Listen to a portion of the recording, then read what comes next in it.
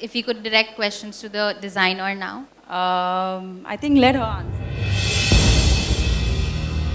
आज जिस पर्सनालिटी की हम बात करेंगे ये बॉलीवुड के पावर कपल की बेटी है। इनफैक्ट अगर बात करें बॉलीवुड के सुपर एक्टर सनी देओल की तो वो उनके स्टेप ब्रदर है। यानी कि ये कहना गलत नहीं होगा कि बचपन से अगर इन्होंने कुछ सुना है, कुछ देखा है और कुछ सीखा है तो वो हैं सिर्फ और सिर्फ बॉलीवुड फिल्में।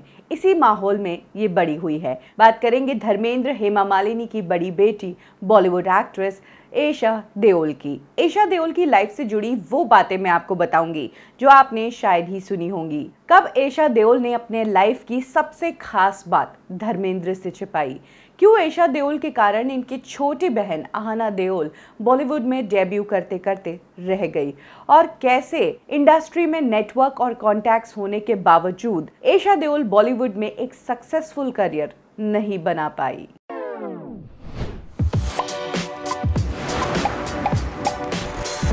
धर्मेंद्र की बात करें तो उनकी अपनी फैन फॉलोइंग है और उन्हें हेमा मालिनी से प्यार हो गया। धर्मेंद्र ऑलरेडी मैरिड थे लेकिन फिर भी उन्होंने सारे रस्मों रिवाज को साइड करते हुए हेमा मालिनी से शादी की और उन्हें अपना नाम दिया। ये वही टाइम है जब अमिताभ और रेखा के भी अफेयर्स के चर्चे थे, लेकिन अमिताभ रेखा के साथ अपना रिलेशन ऑफिशियल नहीं कर पाए। वहीं ईयर 90 में धर्मेंद्र ने हेमा से शादी कर ली और हेमा मालिनी को अपनी सेकेंड वाइफ के रूप में एक्सेप्ट किया। 81 में एशा देओल बॉर्न हुई। एशा देओल की परवरिश एक स्टार माहौल में ही हुई है।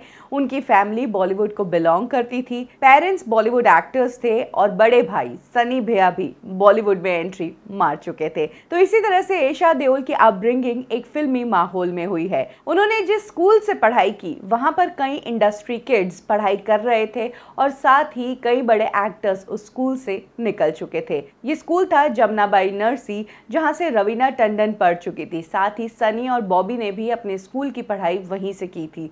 और जिस वक्त एशा देओल इस स्कूल से पढ़ाई कर रही थी उसी दौरान उनके साथ करीना कपूर भी सेम स्कूल में थी और यहीं से इन दोनों की दोस्ती शुरू हो गई। अपने स्कूल के बाद एशा देओल ऑक्सफोर्ड यूनिवर्सिटी चली गई और वहां से उन्होंने अपनी ग्रेजुएशन की और इसके बाद फिर से उन्होंने अपने बॉलीवुड करियर की तैयारी करना शुरू कर दिया। जहां तक एक्टिंग की बात है तो उसके लिए तो उन्हें कहीं जाना नहीं पड़ा क्योंकि उनके घर में ही उनकी टीचर थी हेमा मालिनी। उनसे बेहतर एक्टिंग कौन कर सकता है। साथ ही साथ एशा ने भरतनाट्यम और ओडिसी डांस भी सीखे हुए थे क्योंकि हेमा मालिनी खुद भी एक बहुत ही बेहतरीन डांसर थी। जहां एक तरफ हेमा मालिनी का अपनी बेटी को पूरा सपोर्ट था एक्ट्रेस बनाने में, वहीं अगर बात करें पिता धर्मेंद्र की तो वो उनके घर की लड़कियों के एक्टिंग प्रोफेशन में जाने के बिल्कुल खिलाफ थे। यही कारण था कि धर्मेंद्र ने अपनी दो बेटियां जो कि बॉबी और सनी की बहनें हैं उन्हें कभी भी बॉलीवुड में नहीं आने दिया, लेकिन एशा को अपनी मॉम का सपोर्ट था। एशा ने इनिशियली ऐसे ही कैजुअल वे में धर्मेंद्र के सामने बॉलीवुड में जाने की इच्छा जताई थी और हर बार धर्मेंद्र का रिएक्शन कुछ अच्छा नहीं था। उन्हें समझ आ गया था कि उनके पिता उन्हें कभी बॉलीवुड में आने के लिए अलाउ ही नहीं करेंगे। हालांकि हेमा मालिनी का पूरा सपोर्ट था और उन्हें ये ध्यान था कि जिस दिन वो कुछ नाम कमा लेगी उस दिन उनके पिता वैसे ही उनको एक्सेप्ट कर लेंगे। इसीलिए धर्मेंद्र को बिना बताए ही एशा देओल ने बॉलीवुड में आने की तैयारी कर ली। उन्होंने अपनी पहली फिल्म साइन की ईयर 2002 में कोई मेरे दिल से पूछे। इस फिल्म में उनके साथ एक्टर थे आफ्ताब शिवदसानी। वहीं इस फिल्म में जया बच्चन भी थी, साथ ही संजय कपूर भी इस फिल्म का हिस्सा थे। इनफैक्ट इस फिल्म को प्रोड्यूस किया था बोनी कपूर ने। एशा देओल को अपनी डेब्यू फिल्म तो मिल गई थी लेकिन ये फिल्म बॉक्स ऑफिस पर कमाल नहीं दिखा पाई। एशा देओल जिस वक्त इंडस्ट्री में आई थी तब उनके कंधों पर प्रेशर था स्टारडम का। उनके फादर सुपरस्टार, मॉम सुपरस्टार, भाई सुपरस्टार। ऐसे में एशा देओल से एक्सपेक्टेशन बहुत ही हाई थी और अब उनकी पहली फिल्म फ्लॉप हो चुकी थी। लेकिन तब इंडस्ट्री में ये दौर चल रहा था कि सेकंड जनरेशन इंडस्ट्री में एंट्री मार रही थी। काफ़ी स्टार किड्स थे जो बॉलीवुड में डेब्यू कर रहे थे, जैसे कि अभिषेक बच्चन, करीना कपूर, ऋतिक रोशन, तुषार कपूर, विवेक ओबरॉय, फरदीन खान। यही कारण था कि एशा देओल के ऊपर सिर्फ एक प्रेशर नहीं था कि फैमिली की स्टार वैल्यू को ही कायम रखना है, बल्कि उन्हें इस नई जनरेशन से भी कंपटीशन करना था। और यही वो टाइम था जब एशा देओल के करियर को स्टैब्लिश करने के लिए उन्हें अलग अलग स्टार किड्स के साथ फिल्मों में लिया गया, जैसे कि विवेक ओबरॉय, तुषार कपूर और अभिषेक बच्चन। 2002 से लेकर 2003 तक एशा देओल ने तकरीबन 3 से 4 फिल्मों में काम किया, लेकिन ये सभी फिल्में box office per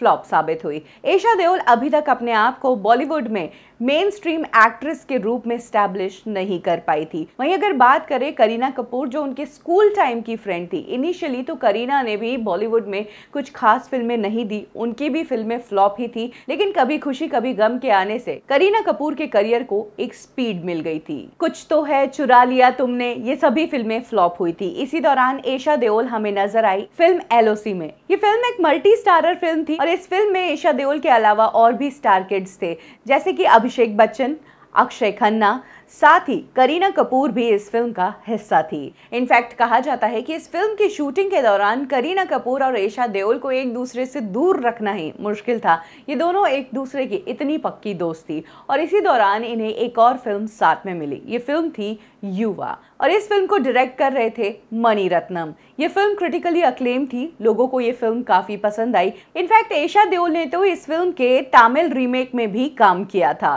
year 2004 Esha Deol के करियर के लिए काफी अच्छा साबित हुआ। इसी दौरान उन्होंने साइन की यशराज की फिल्म धूम। जी हाँ, इस फिल्म में एशा देओल जो अब तक एक क्यूट अवतार में नजर आ रही थी, वो अब एक सेक्सी और हॉट अवतार में नजर आई थी। इनफैक्ट इस फिल्म के लिए उन्होंने काफी वेट भी लूज किया था और वो बहुत ही स्लिम नजर आई थी इस फिल्म में। साथ ही इस फिल्म में एशा देओल ने बिकनी भी स्पॉट की थी। इस फिल्म में उनके साथ थे एक और स्टार किड अभिषेक बच्चन भी, साथ ही उदय चोपड़ा भी इस फिल्म में काम कर रहे थे। ये फिल्म बॉक्स ऑफिस पर सुपर हिट साबित हुई। इसी दौरान एशा देओल कुछ और फिल्मों में नजर आई, इंसान, काल और 10। एशा देओल फिल्में तो कर रही थी, लेकिन धीरे धीरे वो एक मल्टी स्टार कास्ट वाली फिल्मों का हिस्सा बनती जा रही थी। और वहीं अगर बात करें एशा देओल के नेचर की, तो उस दौरान उनके नेचर को लेकर भी काफी खबरें आने लगी थी। जी हाँ, 10 फिल्म के प्रीमियर के लिए जब 10 फिल्म की पूरी टीम पुणे गई थी और वहां पर एक इवेंट था, तो वहां पर एशा देओल की एक कंट्रोवर्सी हो गई थी, तब जब उन्होंने एक लड़के को थप्पड़ जड़ दिया था। बाद में एशा देओल ने इंटरव्यूज में बताया कि उस लड़के ने भीड़ का फायदा उठाते हुए उन्हें गलत तरीके से छूने की कोशिश की और इसीलिए एशा देओल ने डायरेक्ट थप्पड़ मार दिया। एशा देओल का कहना था कि लड़कियां अक्सर इस तरह के इंसिडेंट्स को इग्नोर करती है और ना ही इनके बारे में बात करती है, लेकिन एशा देओल को उनकी मॉम से यही टीचिंग मिली है, क्योंकि उन्हें संभालने वाले कोई नहीं थे और एशा देओल को खुद अपना ध्यान रखना था। इसीलिए हेमा मालिनी ने बचपन से ही उन्हें इस तरह की ट्रेनिंग दी कि कोई भी अगर छेड़े तो उसे आप अपने हिसाब से जवाब दो। ये था वो पहला इंसिडेंट जब एशा देओल ने थप्पड़ मारी थी, लेकिन इसके बाद तो एशा देओल ने अपनी एक को एक्ट्रेस को ही थप्पड़ मार दी थी। ये को एक्ट्रेस थी film actress Amrita Rao. Film प्यारे मोहन के दौरान अमृता राव ने पूरी टीम के सामने एशा देओल को लेकर कुछ ऐसी गंदी बात कही जो एशा देओल को बिल्कुल भी बर्दाश्त नहीं हुई और उन्होंने वहीं पर सबके सामने अमृता राव को थप्पड़ मार दिया। इस बारे में एशा देओल ने आगे चलकर इंटरव्यू भी दिया कि उन्होंने बात ही कुछ ऐसी की थी कि मैंने थप्पड़ मारा और मुझे उस बात का जरा भी रिग्रेट नहीं है। वहीं अगर बात करें अमृता राव की, तो उनका कहना था कि वो उस इंसिडेंट के बारे में कभी बात नहीं करना चाहती है और बस उस दिन को भूल जाना चाहती है। सिर्फ अमृता राव के साथ ही लड़ाई नहीं हुई थी, बल्कि एशा देओल इस टाइम तक करीना कपूर से भी अलग हो चुकी थी। जी हाँ, जो करीना कपूर उनकी बचपन की फ्रेंड थी और इनिशियल डेज में करीना ने अपने इंटरव्यूज में कहा था कि एशा मेरी छोटी बहन की तरह है, मैं उसे बहुत सारी चीजें समझाती रहती हूँ, क्या करना चाहिए क्या नहीं करना चाहिए। उसी करीना कपूर से अब एशा देओल के रिश्ते भी खराब हो चुके थे। इनफैक्ट इतने खराब कि ये दोनों एक दूसरे की शक्ल भी नहीं देखना चाहती थी। कहा जाता है कि ये रिश्ते तब खराब होना शुरू हुए जब इन दोनों ही एक्ट्रेसेस को एक दूसरे का सबसे बड़ा कंपटीशन माना जाने लगा और ये कंपटीशन ऑब्वियसली जीत रही थी करीना कपूर। यही वो टाइम था जब इन दोनों में भी ट्रबल शुरू हो गया। इनफैक्ट एशा और करीना का कंपटीशन इनिशियल डेज में तो इतना ज्यादा टफ था कि करीना ने जहां अभिषेक बच्चन के साथ डेब्यू किया था, वहीं एशा देओल भी रिपीटेड मोड पर अभिषेक बच्चन के साथ कास्ट होती रही है, भले ही वो युवा हो, धूम हो, एलओसी कारगिल हो। इनफैक्ट अपने करियर के स्टार्टिंग डेज में करीना कपूर को तुषार के साथ भी कास्ट किया गया था, जैसे कि मुझे कुछ कहना है मैं, और सेम टाइम पर एशा को भी तुषार के साथ कास्ट किया गया था फिल्म कुछ तो है मैं और क्या दिल ने कहा मैं। यानी कि दोनों में कांटे की टक्कर थी। जहां एक तरफ करीना कपूर ऋतिक रोशन के साथ फिल्म कभी खुशी कभी गम में नजर आ गई थी, वहीं एशा देओल ने ऋतिक के साथ फिल्म की थी ना तुम जानो ना हम। इनफैक्ट अगर बात करें विवेक ओबरॉय की, तो विवेक के साथ तो एशा को इतनी बार काम करते हुए देख लिया था कि इस टाइम उनके विवेक के साथ अफेयर्स की खबरें भी शुरू हो गई। फिल्म युवा, काल और प्यारे मोहन, इन सभी फिल्मों के दौरान एशा और विवेक की बहुत ही स्ट्रॉन्ग खबरें थी अफेयर्स की।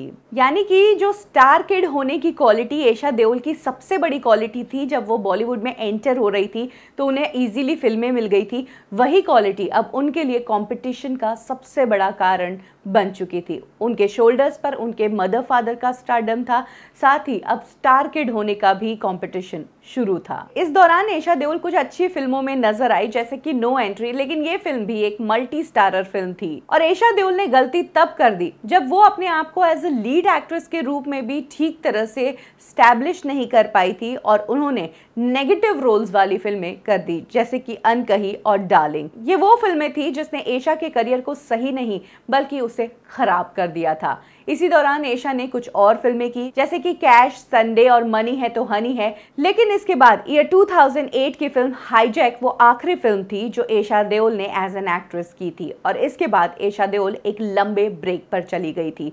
एक्चुअली उनके करियर में कुछ हो नहीं रहा था, वो लीड एक्ट्रेस से सपोर्टिंग एक्ट्रेस बन चुकी थी और जिन एक्ट्रेसेस ने उनके साथ बॉलीवुड में एंट्री मारी थी वो लीड एक्ट्रेसेस प्ले कर रही थी और एशा देओल सेम फिल्म में सपोर्टिंग स्टार कास्ट का हिस्सा थी। अपने बेटी के करियर को इस तरह से डाउनफॉल की तरफ जाते देख हेमा मालिनी ने एशा देओल को स्ट्रिक्ट इंस्ट्रक्शन दे दिए कि अगर तुम्हें साइन करना है तो सिर्फ लीड रोल वाली फिल्में साइन करो, भले ही उसमें कितना ही टाइम क्यों नहीं लग जाए, अब तुम सपोर्टिंग रोल्स नहीं करोगे। ऐसे में एशा देओल ने कुछ टाइम के लिए बॉलीवुड से ब्रेक ले लिया। 1 साल निकला, 2 साल निकला, 3 साल निकल गए, तब तक एशा देओल हमें किसी भी फिल्म में नजर नहीं आई। साथ ही ये वो टाइम था जब एशा देओल की तरफ से उनके पेरेंट्स का प्रेशर था कि वो अब सेटल हो जाए, लेकिन एशा देओल अपने लिए एक और चांस चाहती थी और तब धर्म पाजी ने एक कंडीशन पर एशा देओल को चांस दिया। ये चांस था कि अगर ये तुम्हारी फिल्म हिट नहीं होगी तो ये फिल्म तुम्हारी आखिरी फिल्म होगी, इसके बाद तुम्हें शादी करनी ही पड़ेगी। हेमा मालिनी ने खुद एशा के लिए एक फिल्म प्रोड्यूस की। इनफैक्ट बीच में तो उस फिल्म का डायरेक्टर भी भाग कर चला गया और तब हेमा मालिनी ने खुद इस फिल्म को डायरेक्ट भी किया। साथ ही इस फिल्म में उन्हें सपोर्ट करने के लिए सिर्फ हेमा मालिनी ही नहीं थी बल्कि धर्मेंद्र ने भी इस फिल्म में काम किया, विनोद खन्ना साहब इस फिल्म में थे, सलमान खान की इस फिल्म में गेस्ट अपीयरेंस थी, हेमा मालिनी की रिलेटिव मधु जो थी एक्ट्रेस वो भी इस फिल्म का हिस्सा थी। इसके अलावा ऋषि कपूर, दीप्ति नवल और फारूक शेख ये सभी एक्टर्स इस फिल्म का हिस्सा बने। ये फिल्म थी टेल मी ओ खुदा और इस फिल्म को हेमा मालिनी दिल से बनाना चाहती थी अपनी बेटी को रीलॉन्च करने के लिए। यही कारण था कि उन्होंने पैसों के साथ साथ अपनी जान भी इस फिल्म में फूंक दी थी, लेकिन ये फिल्म बॉक्स ऑफिस पर फ्लॉप साबित हुई। इस फिल्म को ना इन वेटरन एक्टर्स का स्टारडम बचा पाया, ना ही सलमान की गेस्ट अपीयरेंस, और इस फिल्म के साथ ही खत्म हो गया एशा देओल का बॉलीवुड करियर। यह 2011 में टेल मी ओ खुदा रिलीज हुई, फ्लॉप हुई और ये 2012 में एशा देओल ने शादी कर ली अपने बचपन के दोस्त भरत से।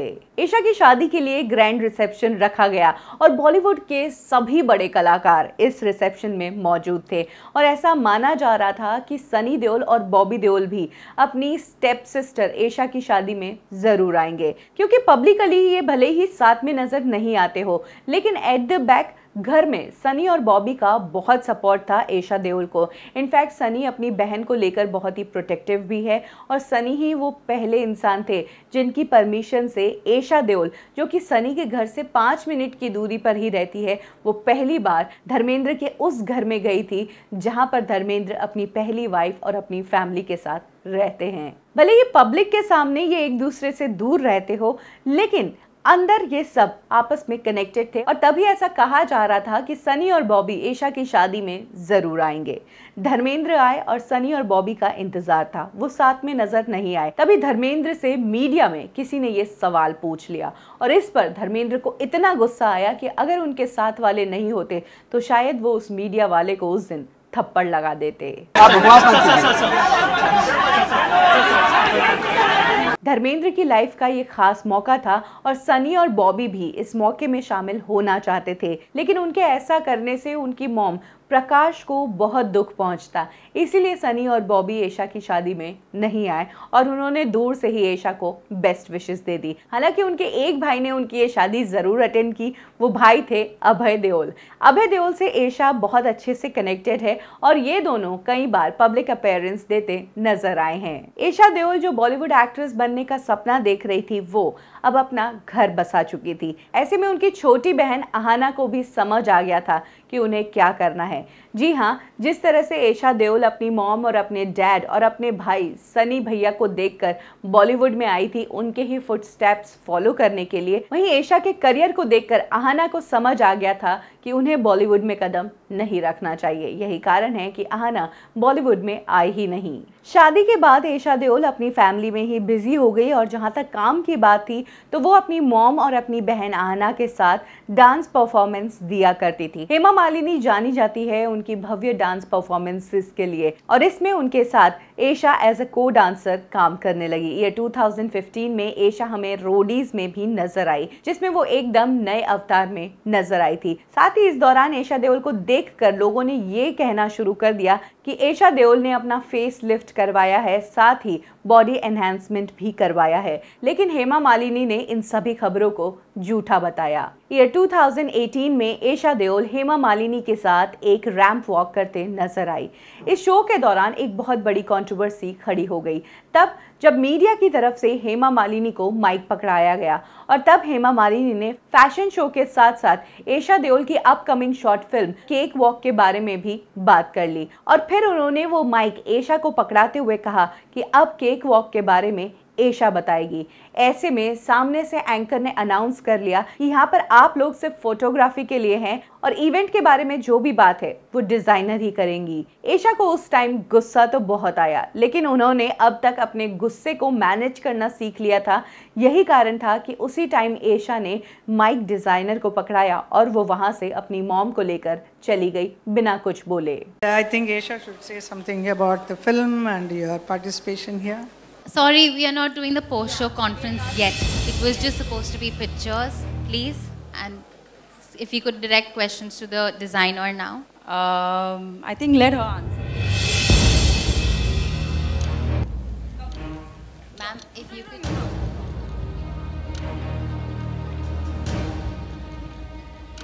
एशा देओल आज भले ही फिल्मों में नजर नहीं आ रही हो, लेकिन वो हमें बॉलीवुड इवेंट्स में नजर आती है, अपनी मॉम के साथ परफॉर्मेंस करते हुए नजर आती है। साथ ही जब हाल ही में उन्होंने राध्या के बाद अपनी सेकंड बेबी मिराया को जन्म दिया तो उसी दौरान उन्होंने एक बुक भी लिखी और इसी बुक के लॉन्च के लिए वो हाल ही में हमें कपिल शर्मा के शो में भी नजर आई थी। वेल, एशा देओल की अगर लाइफ की बात करें तो वो ऐसी फैमिली से आती है कि उन्हें हर चीज प्लेट पर सजी हुई मिली। भले ही बॉलीवुड फिल्मों में आना हो, बड़े बैनर्स के साथ काम करना हो या फिर सुपरस्टार्स के बेटों की को एक्ट्रेस बनना हो, उनके पास हर एक ऑप्शन था। इनफैक्ट वो उस पोजीशन पे थी कि खुद के लिए रोल सेलेक्ट कर सकती थी और अपने लिए ऐसा सोच सकती थी कि मैं लीड एक्ट्रेस ही बनूंगी। वहीं अगर बात करें हटकर एक स्ट्रगलर की, तो जब वो बॉलीवुड में आते हैं तो वो ये नहीं कह सकते हैं कि हम तो लीड एक्टर ही बनेंगे। उन्हें तो छोटा सा 3 सेकंड का रोल हो तो भी चलेगा, उन्हें तो बस रोल चाहिए होता है। तो ये कुछ बेनिफिट्स थे जो एशा देओल के पास ऑलरेडी थे, लेकिन इसके साथ ही बहुत सारे डिसएडवांटेजेस भी उनकी लाइफ में थे जिस कारण वो इतनी बड़ी स्टार नहीं बन पाई। मतलब आपको क्या लगता है एशा देओल की लाइफ की सबसे बड़ी गलती क्या थी? सुपरस्टार की बेटी होना, गलत टाइम पे बॉलीवुड में एंट्री करना, जिस वक्त सभी स्टार किड्स एंट्री कर रहे थे तभी एशा देओल ने एंट्री की, बोल्ड रोल से परहेज करना, धूम के अलावा किसी भी फिल्म में उन्होंने बोल्ड किरदार नहीं निभाया, या फिर ठीक से एक्ट्रेस नहीं बनी उससे पहले ही नेगेटिव रोल्स कर लेना, आपको क्या लगता है इनमें से क्या मेन रीजन है? कमेंट सेक्शन में जरूर बताइए। कब की और कैसे में आज के लिए बस इतना ही। फिर मिलेंगे एक और स्टोरी के साथ। तब तक के लिए लाइक करें हमारा फेसबुक पेज बॉलीवुड ठिकाना, फॉलो करें हमें इंस्टा पे और सब्सक्राइब करें हमारा यूट्यूब चैनल बॉलीवुड ठिकाना।